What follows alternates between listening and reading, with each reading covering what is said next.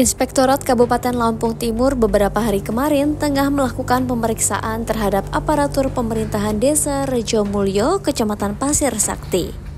Hal ini dilaksanakan terkait dugaan tindak pidana korupsi pada pelaksanaan program dana desa. Ya pemirsa, terkait dugaan kasus korupsi yang dilakukan oleh Kepala Desa Rejomulyo, Kecamatan Pasir Sakti, Kabupaten Lampung Timur, kini memasuki babak baru. Baru-baru ini dari Inspektorat Kabupaten setempat telah melakukan cross-check langsung ke lapangan dan memeriksa saksi-saksi. Kasus ini menjadi pusat perhatian dari pemerintah setempat dan masyarakat sekitar karena diduga 20% dari dana desa pada tahun 2024 diduga fiktif. Tim Inspektorat memeriksa saksi-saksi mulai dari perangkat desa, ketua BPD hingga penerima bantuan. Pemeriksaan ini difokuskan pada dokumen laporan keuangan dan bukti fisik pembangunan di lapangan yang bergulir selama kurun waktu 10 hari kerja untuk memastikan adanya penyimpangan penggunaan anggaran dana desa tahun 2024 lalu. Dilakukan pemeriksaan ini diketahui setelah laporan masyarakat dan tokoh pemuda yang menilai ada sejumlah kegiatan pembangunan fiktif namun sadisnya dilaporkan terrealisasi 100% diselesaikan. Atas hal itu diduga telah terjadi penyelewengan anggaran negara. Kasus lainnya juga kedapatan ada pemotongan dana bantuan sosial program Keluarga Harapan sebesar Rp50.000 dipungli dari setiap penerima manfaat. Untuk pemeriksaan maupun audit oleh pihak Inspektorat, kami ucapkan terima kasih karena emang pemeriksaan ini yang kami tunggu ataupun kasus untuk masyarakat dan Taruna Desa Rejomulyo. Pemeriksaan ini dan ini kami kumpul juga ini sekalian kami untuk mengawal pemeriksaan dan hasil pemeriksaan hari ini di Balai Desa.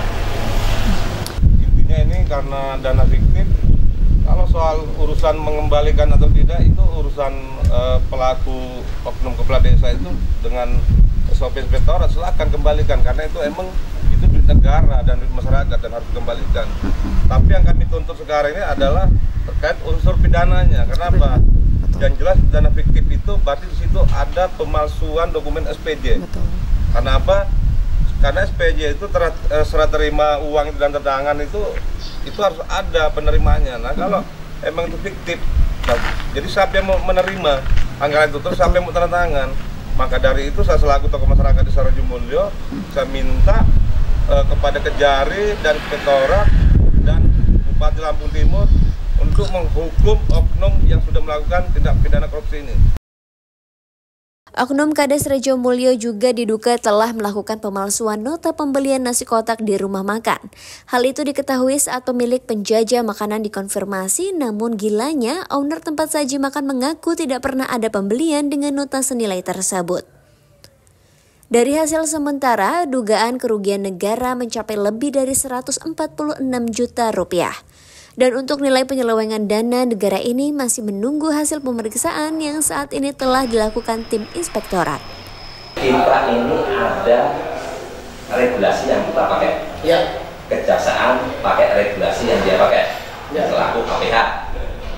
Kemudian kita melakukan istilahnya pemeriksaan selaku aparat pengawas internal. Ya. Dalam hal ini ada regulasi yang dipakai pertama, nota kesepahaman. Ya. 3 instansi tersebut masing-masing berhak melakukan full paket, ya kan, pengumpulan bantuan. Tapi masing-masing bisa melimpahkan pihak satu kejaksaan atau pihak kedua kepolisian bisa melimpahkan kepada pihak ketiga terkait dengan pemeriksaan apabila dipandang dulu oleh mereka. Dalam hal ini dipandang dulu oleh kejaksaan untuk melimpahkan kepada Inspektorat. Regulasi yang kami pakai adalah Permendagri nomor 8 tahun 2023. Di situ dijelaskan bahwa pengaduan yang ditindaklanjuti oleh Inspektorat adalah pengaduan dari masyarakat yang langsung ke Inspektorat ataupun yang limpahan dari aparat penegak hukum. Dalam hal ini kepolisian atau Polres atau kejaksaan. Kami mendapat surat dari kejaksaan. Berarti itu surat limpahan. Isinya apa? Pengaduan masyarakat yang katanya diwakili oleh Pak Heri. Amanat undang-undang, kami wajib menindaklanjuti itu. Kita lihat prosedurnya, oh jelas, persyaratannya jelas. Jadi kita tindak lanjuti dengan apa? Sesuai dengan regulasi yang ada, kita tindak lanjuti dengan pemeriksaan. Pemeriksaan itu apa? Pemeriksaan investigasi. Pemeriksaan investigasi ini tujuannya apa? Untuk mengetahui apakah dugaan itu terbukti kebenarannya apa tidak. Apakah ada tindakan yang bersifat administrasi dan ada tindakan yang bersifat pidana. Nah, setelah kita lakukan pemeriksaan, kemudian kita koordinasikan lagi hasilnya kepada siapa yang melimpahkan. Dalam hal ini siapa? Kejaksaan. Kita selalu berkoordinasi dengan kejaksaan terkait dengan hasil pemeriksaan dan hasil klarifikasi apa-apa. Itu amanat undang-undang bersifat rahasia dan hanya bisa kami buka kepada lembaga yang memberikan minta ke kejaksaan, kemudian kepada atasan kami, Bupati. Alhamdulillah hari ini Inspektorat menyampaikan selesai sudah pemeriksaan dari Inspektorat terhadap dugaan tindak korupsi di Desa Rejomulyo Pasir Sakti.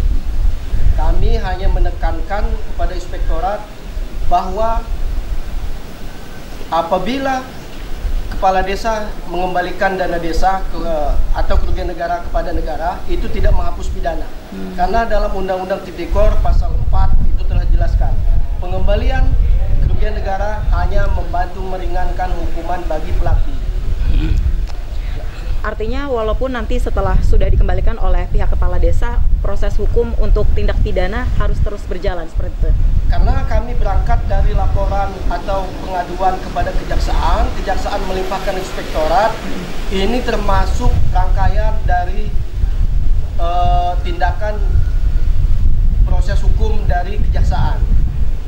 Bagaimanapun tindakan dari Inspektorat atau dari dari pelaku dugaan tindak pidana ini mengembalikan dana tidak akan menghapus tindak pidana yang telah dia lakukan.